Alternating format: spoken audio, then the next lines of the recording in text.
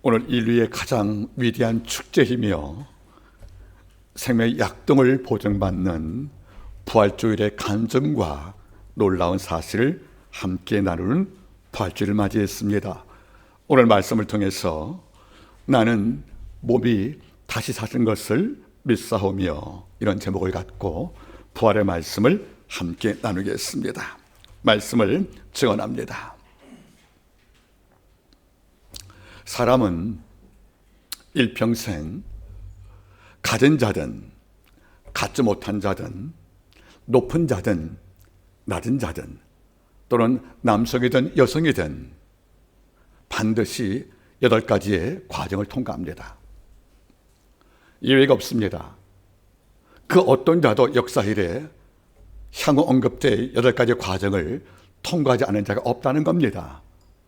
그 8가지는 바로 생, 노, 병, 사, 시, 노, 애, 낙입니다. 이런 관점에서 생로병사와 희노애락 이런 8가지의 모든 과정을 우리가 한마디로 말하면 우리가 인생 이렇게 평가하는 거 아니겠습니까? 그런데 이런 8가지 모든 통과 과정 가운데서 이른바 가장 극복하기 어려운 하나가 있습니다. 이것은 바로 죽음이라는 것입니다. 즉 생로병사의 네 번째였던 인생의 종교를 언급하는 이런 죽음, 죽을 사자, 이것은 그 누구도 극복할 수 없는 라틴 말로 인빅투스, 도저히 정복할 수 없는 대상이었습니다. 역사 이래 무덤 없는 공간이 없다는 것은 죽음이 있다는 것이고, 역사 이래 장래가 없다는 것이 우리가 안다면은 사람의 목숨 끊는 마지막에 개인의 오메가 포인트, 종말이 있다는 사실을 우리 모두가 인정할 수밖에 없다는 것입니다. 부활주일은 죽음을 사로잡은, 죽음을 정복한, 죽음을 파괴시킨, 그리고 죽음을 죽이는 예수의 십자가 사건을 통하여 완성된 아버지의 선물이었습니다. 가끔 저는 죽음 그러면 이 단어가 가끔 놀랄 때가 있어요. 우리 곁에 매일 죽음을 경험하거든요. 그리고 우리의 개인의 죽음도 향후 앞으로 다가올 것입니다. 근데 우리는 죽음에 대해서 그리 심각하게 고민하지 않고 산다는 것도 또한 역사의 모순입니다. 여러분, 죽음이 어떤 것입니까? 성경 말씀을 바라보면 죽음이 최초에 언급된 기록은 창세기 2장 17절 말씀이 됩니다. 사람을 창조한 여호와께서 동산에 아담과 하와를 지으시고 이 땅에 대리 통치를 맡겨주었습니다. 그 증거로 모든 만물의 이름을 짓게 했습니다. 고대 근동에서 이름을 지는 행위는 왕이 백성을 향한 주권의 행사인데, 모든 만물의 이름을 지었던 이 아담에게 에덴 동산의 모든 통치를 맡겨서 신적 지위를 부여했지만, 이거를 용납 못할 악한 마귀는 하나님과의 우리의 관계를 파괴하기 위해서 하와를 유혹을 했습니다. 동산 가운데 있는 선과 악을 알게 하는 이 나무를 먹으면 내 눈이 밝아지어서 하나님처럼 된다. 그런데 전에 하나님께서 이렇게 말씀해 주었거든요. 이 과일을 먹으면 정녕 내가 죽으리라. 죽음이라는 것은 언제 발생되는 것이냐면 하나님의 계명을 어길 때입니다. 그래서 창세기 2장 17절 말씀에서 죽음의 채 언급이 되었는데, 이 경고를 받고도 첫사람 아담과 하와가 언약을 어기고 과일을 먹었다는 겁니다. 과일 먹은 자체가, 즉 과일 자체가 생명을 앗아가는 독이 있다는 게 아니라 과일을 먹지 말라는 아버지 계명을 파괴했기 때문에 과일 먹는 행위는 언약을 파괴 행위와 같다는 거지요. 즉 죽음의 발생은 하나님에 대한 모든 계명을 어길 때, 더 나아가서 우리가 이른바 캠로힘, 하나님처럼 되고 싶다는 이런 야망을 품을 때 죽음이 내게 왔다는 것을 우리가 말씀을 통하여 알게 되었다는 것입니다. 이런 까닭에 죽음은 자연적인 현상이 아니라는 거예요. 우리가 늙어서 돌아가시기도 하고, 또는 질병으로, 사고로, 많은 이유로 죽음 맞지만 이것은 죽음을 가는 방법이고 수단일 따름이지 죽음 자체는 그냥 온 게 아니라는 거예요. 죽음은 로마서 6장 23절 말씀처럼 죄의 결과였습니다. 사도 바울은 성령 감동 가운데 분명히 말씀합니다. 아담과 하와를 봐라. 왜 죽었느냐? 하나님께 범죄했다는 거죠. 그래서 죄의 싹은 사망으로 선포한 것이 바로 성경 말씀의 증언이 아니겠습니까? 이런데 아담 이후 태어난 많은 백성들은 주 오셔서 우리에게 십자가의 보혈로 이 죄를 사하게 만들고 이 부활을 통하여 영생을 얻게 하는 이 하나님의 일하심이 있기 전까지는 성경 말씀합니다. 로마서 5장 말씀을 통해서 사망이 이 땅에서 왕 노릇했다고. 우리가 주만나기 전까지 사망은 단순 죽음이 아니었다는 거예요. 모든 자를 왕에 되어서 명령을 통해서 우리를 죽음으로 인도하는, 죽음을 명령하는 이 땅의 이른바 왕적 역할을 감당한 것이 바로 죽음이 아니냐, 그런 말을 바울이 우리에게 묻고 있다는 겁니다. 성경은 죽음을 또 세 가지로 말합니다. 하나는 육체와 영의 분리가 되어서 우리가 임종을 맞는 육적 죽음이 있고, 두 번째는 우리가 살아있지만은 하나님이 없는 상태에 사는 영적 죽음이 있고, 세 번째가 마지막 심판 때에 영원한 둘째 사망에 공급되는 이른바 영원적 죽음이 있다는 겁니다. 바꿔 말하면 육적 죽음은 다 겪는 거예요. 우리가 나이가 들고 노화되면 우리 몸이 육신을 지탱하지 못해서 우리의 목숨이 끊깁니다. 이거 우리가 보통 육적 죽음을 평가하는 거예요. 이건 믿는 성도도 다 통과합니다. 다만 믿는 성도는 육적 죽음을 통해서 못 벗고 하나님에 입성하는 거기 때문에 일반 사회 중과는 다르다는 것이지요. 영적 죽음은 여기서 무슨 말이겠습니까? 젊은 사람도 또는 장로 청년도 아직 육적 죽음 아직 안 했지만 이 땅을 살면서 내 마음속에 물과 성령을 거듭나서 예수가 마음이 없고 경험이 안 되었으면 주가 볼 때는 영으로 죽었다는 것입니다. 이런 이야기는 복음 전도가 필요한 것이지요. 그래서 믿기 전까지 이 땅에 태어난 자연인들은 이미 안 죽어서도 주가 볼 때는 죽은 자, 다시 말하면 영적 죽음을 안고 산다는 것입니다. 진짜 무서운 것은 세 번째예요. 믿지 않고 우리가 이 땅을 떠날 경우에 우리 마지막 날 그리스도 앞에 하얀 보좌 앞에서 심판을 받습니다. 이럴 때 첫사람 아담에게 내가 어디 있냐고 묻었던 그 질문이 반복되는 거지요. 네가 이 땅을 살 때 어디 있었느냐? 즉 그리스도 안에 있었느냐? 세상에 있었느냐? 이런 질문 요구에 따라서 우리는 영생을 얻기도 하고 영원한 불타는 공간인 지옥을 갈 수밖에 없다는 겁니다. 이것이 바로 영원적 죽음이 되는 것입니다. 아직 우리에게 영원적 죽음은 오지 않았습니다. 이제 우리는 지금 예수를 믿기 때문에 영적 죽음도 우리를 면했습니다. 문제는 교회 안에서도 사망을 이기신 예수 부활 사건을 고대 지혜가 부족했던 유대인의 종교적 철학이라든가 잘못된 맹신이 만든 허상으로 설명하는 이런 교회가 있다는 겁니다. 제가 정말 안타까운 게 뭔지 아십니까? 예수의 부활을 육의 부활이 아닌 정신 부활로 한정하는 일부 교회들. 다시 말하면 예수께서 어린 생명을 돌보고 과부 고아를 돌봐주고 병자 치유했던 그런 예수의 정신이 내 마음에 들어와서 나만 의지하고 살던 이기주의자가 예수의 말씀 바라보고 회심해서 남을 도운 것이 바로 부활이다, 이렇게 말한다면 이 말은 감동일지 모르겠지만 진리가 아니라는 것입니다. 다시 말하면 성경 말씀이 교훈하는 부활은 죽은 자가 실제로 새 몸을 입고 다시 태어나는 이런 영적 부활을 말하는 것입니다. 그리고 육적 부활을 함께 동반하는 것이 아니겠습니까? 우리는 반드시 주가 오실 경우에 주의 천사장의 나팔을 통하여 이 땅에 주가 재림할 경우에 반드시 새 몸을 입는 이런 육의 부활을 갖고 사는 겁니다. 이것을 부정한다면 이것은 기독교가 아니라는 것이 아니겠습니까? 오늘 부활주일은 이 사실이 진실임을 입증하는 증거로서 주님이 친히 부활을 통해서, 나의 부활을 통해서 주께서 말씀하는 거죠. 내가 부활했다.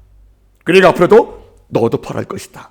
그래서 부활의 실제성을, 그러니까 부활의 반드시 당연성을 설명했던 말씀이 바로 오늘 본문이 되는 것입니다. 오늘 말씀을 통해서 저는 몸이 다시 사는 것을 내가 믿습니다는 이런 신앙 고백을 통해서 오늘 부활의 사건을 크게 세 가지로 함께 살펴보겠습니다. 첫 번째 교훈은 부활은 하나님을 대적하는 모든 문화, 철학, 그리고 모든 사람이 공격하는 제일 대상이라는 겁니다. 부활은 역사 이래로 많은 공격을 받았습니다. 부활 자체를 삭제하려고, 부활 자체를 이 땅에서 추방시키려고 수많은 학자들과 수많은 과학자들과 수많은 이단 종교자들과 수많은 악한 무리들이 부활을 공격해 왔다는 겁니다. 나가보십시오. 예수님의 동전녀 탄생, 주님의 십자가의 죽으심 다 이루었다.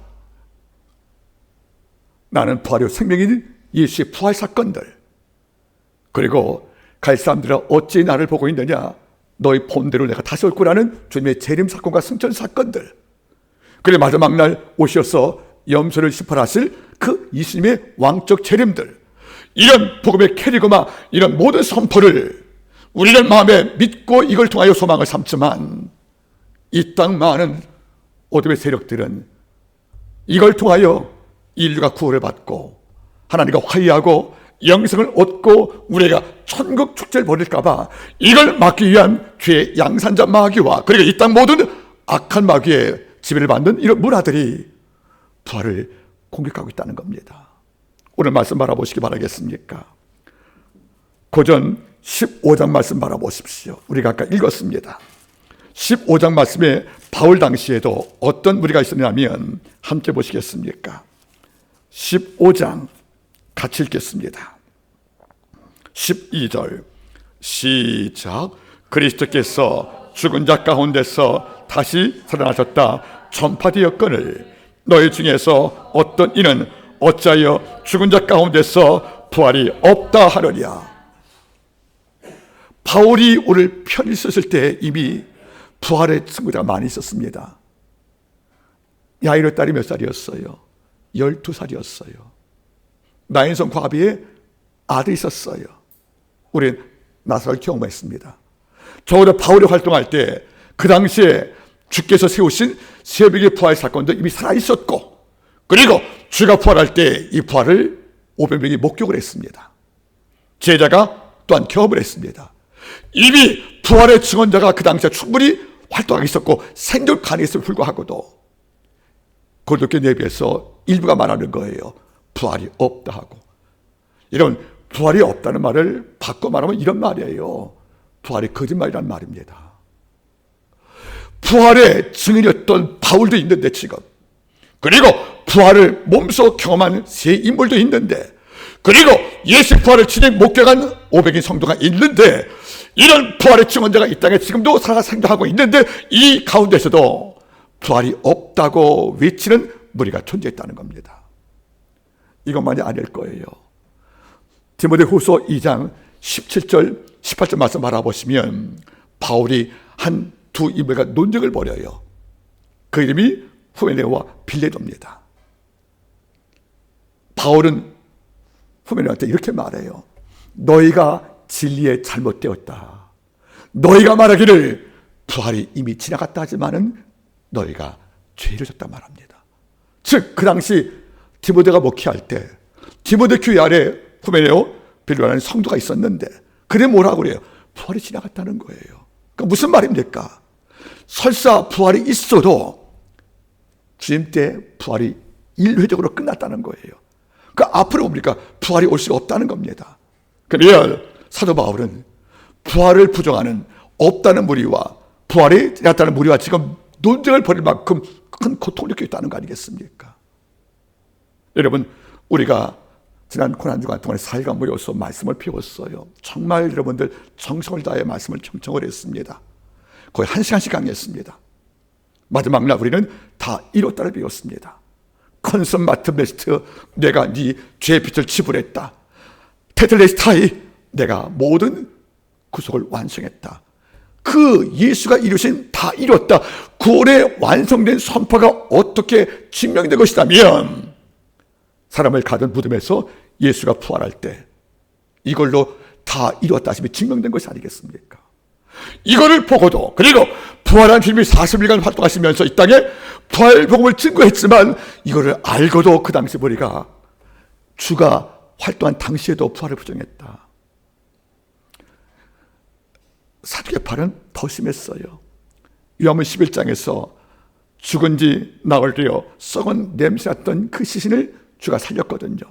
현장에서 사두개파가 이걸 봤단 말이에요. 이걸 보고도 부활을 믿는 것이 아니라 부활 증거는 나라를 죽이려고 했지 않겠습니까? 이게 그때 보니까 나는 문제예요. 내 슬픈 게 뭔지 아십니까? 저는 목사님이에요. 그런데 목사 친구를 만나면 어떤 목사님 부활을 부정해요. 우리와 신학이 달라서 부정한다 할지 모르겠지만 우리는 신학 때문에 부활을 말하는 게 아니잖아요. 성경 말씀의 부활 세상을 분명히 고백했기 때문에 우리가 부활을 믿는 거잖아요. 그러면 신학은 달라도 성경은 같잖아요. 이런데 같은 성직자 목회자가 형님 부활은 정신부활이야. 생각이 바르고 삶의 변화지 무슨 죽은 자가 썩은 몸이 생명을 입고 부활할 수가 있어. 이것은 상상적인 어떤 종교적 수사학이야. 이렇게 제 앞에서 간단 말이에요. 그럼 저는 너무 놀라는 거예요. 이럴 수가 있느냐. 어떻게 같은 성경을 읽고도 누군 부활을 믿고 감사하는데 누군 부활을 문학적 수학으로 펴놓고 있는 것인가. 주께서 여러분들 마리아한테 뭐라고 물었습니까? 나는 부활이요 생명이니 나를 믿는 자는 죽어도 살겠고 앞으로 보라는 것이니까 무릇 살아서 나를 믿는 자는 영원히 죽지 않는다. 그 다음 말이 뭐죠? 이것을 내가 믿느냐. 여러분 이 부활을 고백할 때 주가 말씀하는 거예요. 이것을 내가 믿느냐. 다시 말하면 부활을 믿지 않으면 우리의 모든 신앙을 하나님께서 인정할 수 없다는 것이 아니겠습니까? 여러분 부활이 없다는 사람과 접촉을 해봤습니까? 그 안타까움은 우리가 말할 수가 없다는 거예요. 문제는 이 부활이 없다는 그 논리를 악한 마귀는 문화, 철학, 논리, 과학 그리고 잘못된 사설로 교회 안에 뿌리고 있다는 겁니다. 부활신앙이 죽으면 신앙은 끝난 겁니다. 그 이유는 로마서 10장 9절 말씀에 부활에 대한 고백은 신앙 고백 가운데 하나가 아닌 모든 고백의 총체가 말하고 있는 거예요. 모든 고백을 다 인정해도 부활을 고백하지 않으면 구원이 없다는 거죠. 로마서 10장 9절 말씀이 어떻게 됩니까? 내가 만일 내 입으로 예수를 주라 시인하고 이게 전부가 아니에요. 또 하나님께서 그를 죽은 자 가운데서 사는 것을 내 마음에 믿으면 내가 구원을 얻으리라. 우리는 예수님을 믿으면 구원받겠다고 이야기하는데 성경은 다르게 말하는 거예요. 이것이 전부가 아니라는 거예요.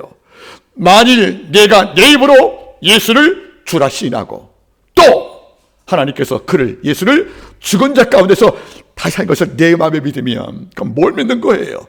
예수를 나의 주로 믿고 그의 부활을 믿는 겁니다.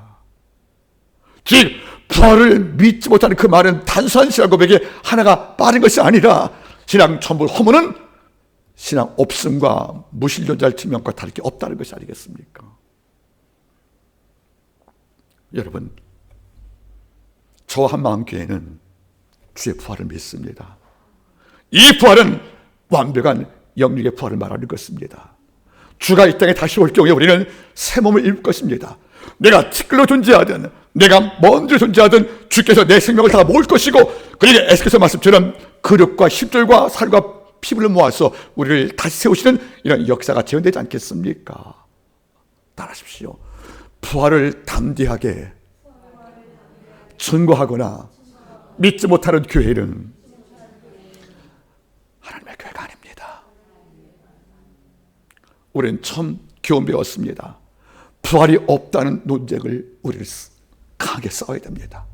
이런 부활이 없다고 외치는 이런 무리와 우리는 생명을 다해 싸울 이유가 여기 있다는 것을 잊지 말기 바랍니다. 그 이유는 부활은 실제 사건이었고 부활은 십자가 구원을 증명시키는 완결편이었고 이 부활은 우리의 모든 구원을 이루는 신앙 고백의 총칙이기 때문에 그러는 것이 아니겠습니까?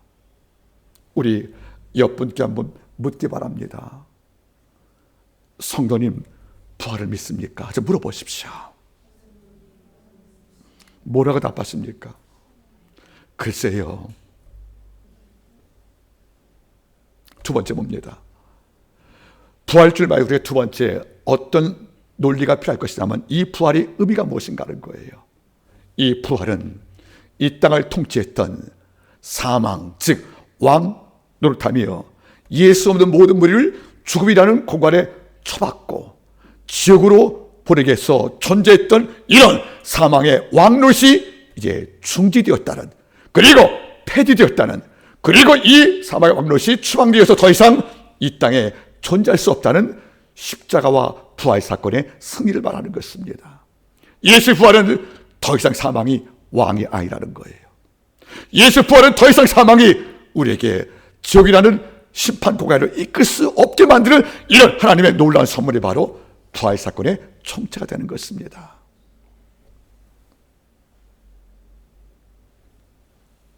바울은 로마서 5장에서 아담과 주님을 대비했어요.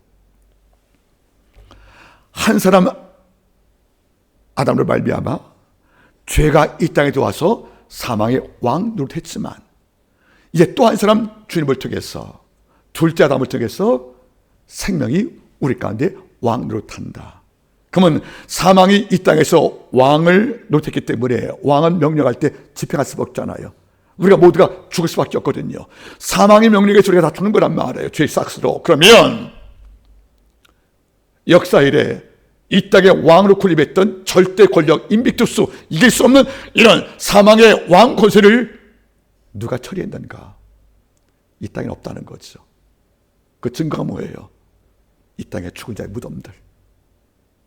그런데 이것이 언제 사람에게 죽음을 선포하고 지옥으로 이끄는 사망의 왕의 권세가 언제부터 이어 정지가 되었느냐?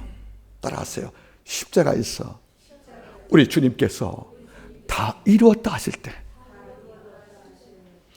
더 이상은 죄를 물을 수 있는 죄가 없단 말이에요, 우리에게.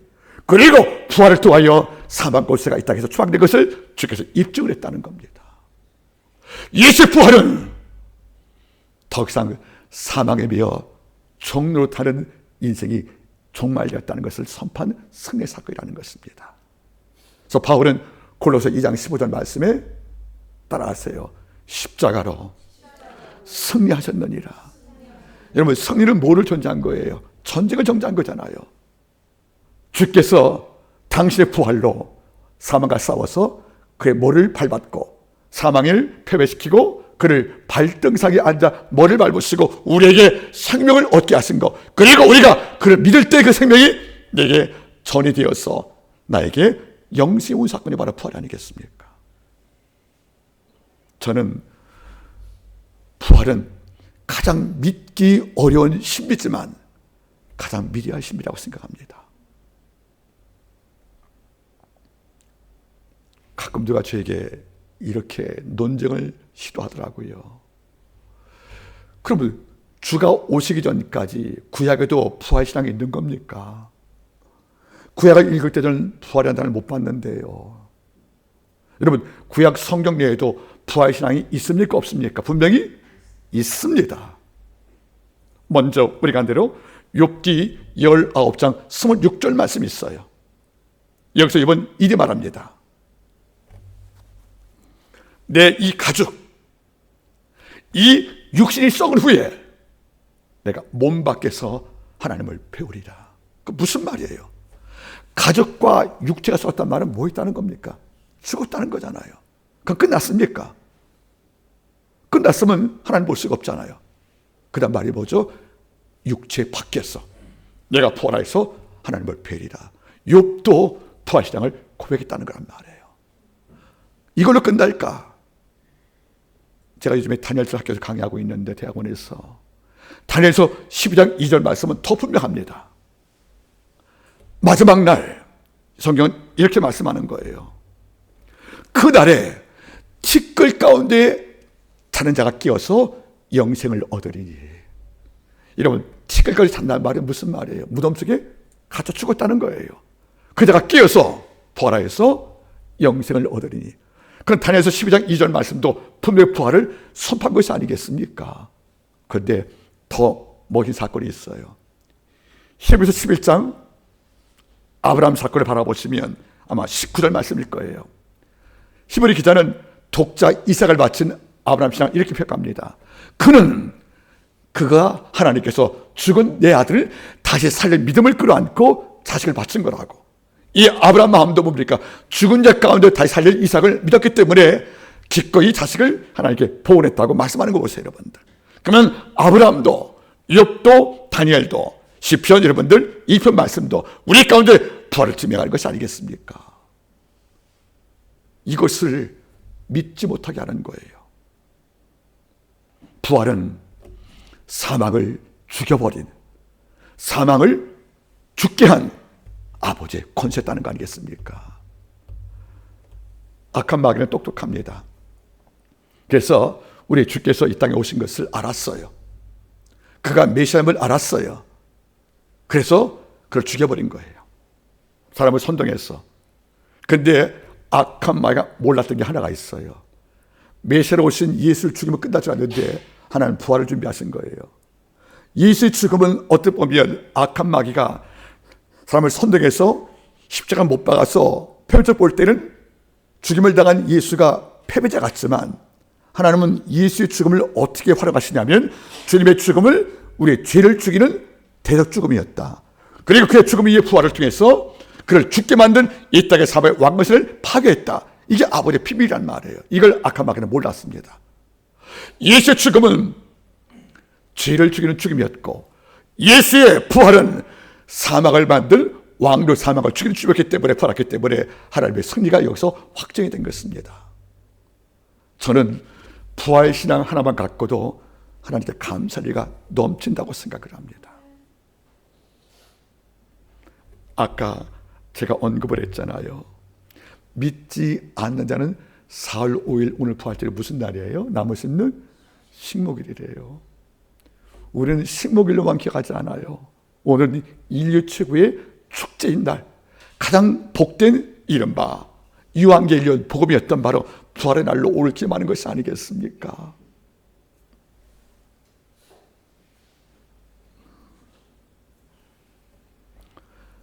스물두 살 때쯤 심각하게 톨스토이는 죽음을 고민한 거예요. 22살 때부터. 귀족의 아들로 태어나서 노예를 부렸고 거대한 농들 우력에서 뭔가 부지게 살았던 이 톨스토이가 처음으로 밭을 갈다가 사망했던 그 노비 때문에 죽음을 처음으로 고민하기 시작합니다. 한 번도 내 삶에 죽음이 실제 사건이 아닌데 죽음이 마음에 단 거예요. 이 고민을 20년간 마음에 끌고 삽니다. 죽음이 무엇인가? 그리고 성경을 핀 거예요. 그리고 요한복음 11장을 읽었습니다. 그리고 나서 그가 마지막 쓴 작품이 바로 부활이라는 작품이 된 것입니다. 물론 거기 부활은 정신부활이지만 그 톨스토이 마음속에도 마지막에 쓴 작품이 왜 부활인 것인가? 거기 의미가 있는 거예요. 부활말이 인생 모두를 갱생시키는 이 부활말이 이 세계에 유일한 소망으로 역사하는 하나님의 선물인 것을 알게 되었다는 겁니다. 여러분, 혹 믿는 성도가 살면서 무료할 때가 있고 공부할 때가 있을 거예요. 그래도 믿는 성도는 해서는 안 될 말이 있어요. 사는 게 재미없다는 말. 그건 믿는 성도 할 말이 못 되는 거예요. 그건 믿음이 없는 정도가 아니고 하나님을 모독하는 말입니다. 물론 삶에는 많은 고난이 있어요. 아까 말한 8가지의 과정을 통과해요. 힘들지요. 그런데 여러분들, 우린 지금 살 때 이 땅에 생명도라는 육체 죽음이 끝이 아니잖아요, 여러분들. 우리에게 예비된, 우리 배우지 않습니까? 내가 오늘 남게 낙원에 있으리라. 이 구원의 선포가 이미 강도만 나는 우리에게 주어진 거 아니겠습니까? 우리는 이미 영생을 얻었고 천국을 약속을 받았고 이미 이 땅을 살 때에도 천국을 누리고 살고 성령과 말씀을 통하여 이 땅을 살 때 영혼의 축제를 누리고 사는 영적 강자가 되었잖아요. 이런 자의 입에서 어떻게 여러분들 사는 게 재미없어 하고 얼굴에 여러분들 환희를 몰라도 죽음의 그림자가 느낀 이렇게 살고 있다는 것이 하나님 바라볼 때 어떤 마음일까? 저는 부활 선물 한 가지 마음이 있어도 이 땅을 살 때 충분히 견디고 춤을 출 이유가 저는 넉넉합니다. 여러분 어떻습니까, 여러분들? 오늘 성경 말씀은 언급하는 겁니다. 내가 만일 예수가 다시 산 것이 없다면 너의 믿음도 헛것이고 너의 구원도 헛것이고 이 땅을 살 때 너희 가장 불쌍한 자라 말하는 거예요. 부활 신앙을 고백하는 것은 모든 신앙 고백 가운데 하나가 아니라 모든 고백의 총체라는 겁니다. 부활의 고백을 통해서 그의 오심과 죽으심과 다시 오신 사건들이 다 마음속에 포함된 고백이 바로 부활 고백 아니겠습니까? 그래서 우리는 사도신 예수 고백하는 겁니다. 몸이 다시 사는 것을 내가 믿사오며, 라틴어 원문은 좀 달라요. 첫째가 여러분들 끌레도가 나와요. 끌레도가 뭔지 아십니까? 원래는 믿단 말이 라틴 말로 크리디예요. 근데 끌레도는 뭐죠? 내가 믿단 말이 먼저 나와요. 내가 믿습니다. 무엇을? 몸이 다시 사는 것을. 그러니까 강조가 먼저 나오니까 크레도라 여러분들. 그러니까 신앙은 뭡니까? 내가 믿습니다. 무엇을? 주 올 때 내 몸이 다시 사는 것을. 이거를 믿지 못하면 오늘 바울이 뭐라고 그래요? 우리 15장 말씀을 다시 한번 같이 읽었으면 고맙겠습니다. 17절 시작. 그리스도께서 다시 사신 것이 없으면 너희의 믿음도 헛되고 너희가 여전히 죄 가운데 있을 것이요.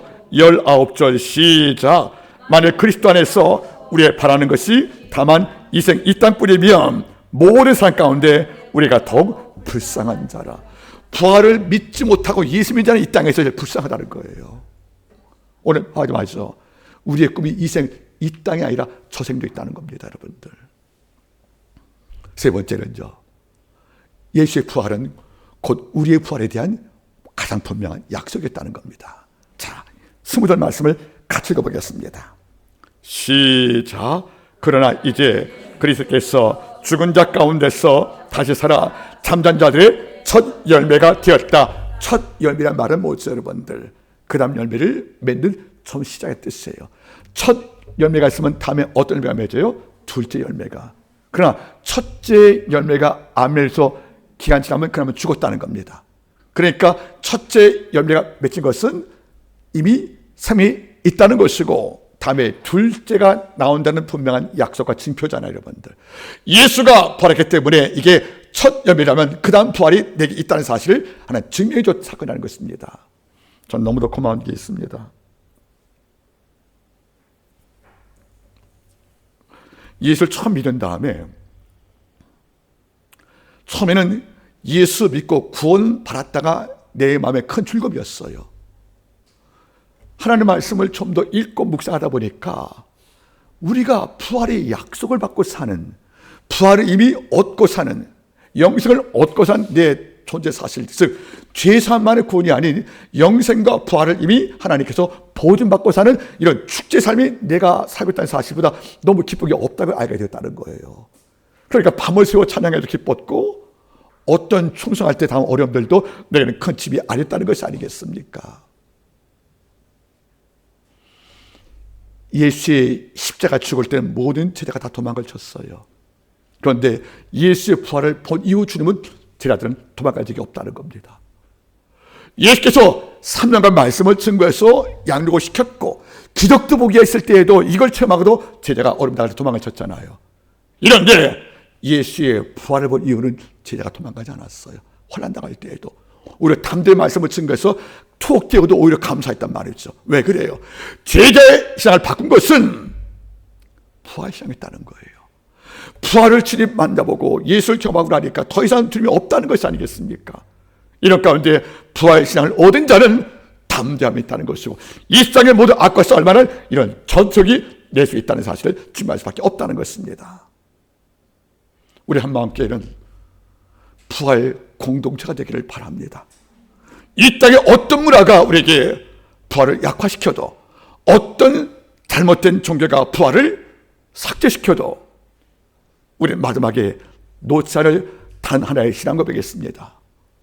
몸이 다시 사는 것을 내가 믿사오며, 이 고백이 우리 가운데 최초이자 최종적으로 남기를 간절히 바라겠습니다. 기도합니다.